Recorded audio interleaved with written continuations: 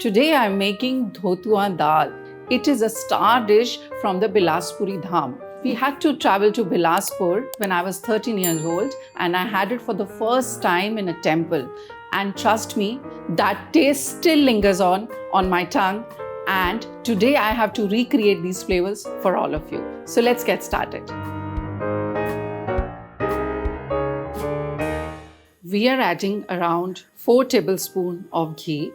This dal has such clean flavors, yet so rustic and so simple. So we are going to start adding some whole spices, fennel seeds, cardamom, cinnamon, teज पत्ता, and some whole black pepper.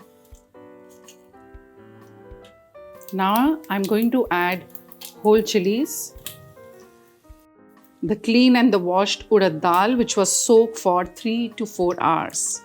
Now we are going to add this dal.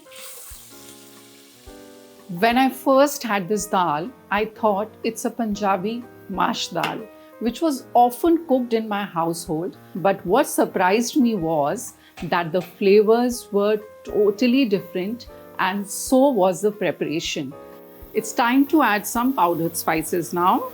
I will start with turmeric, some chili powder, some coriander powder, and jeera is optional.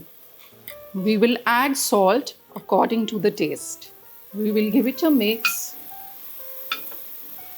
And this is the time when we are going to add water. This dal is never cooked in a pressure cooker. You can see the beautiful color. Now let's close the lid and we are going to cook this for 25 to 30 minutes. Our Dhotua Dal is ready now. I'm going to add cucumber seeds, some raisins. We are going to add some coconut.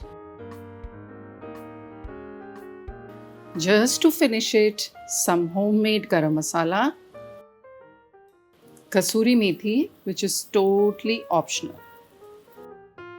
Our famous Dhotua Dal from the Bilaspur region of Himachal Pradesh is finally ready to relish with hot and piping steaming rice.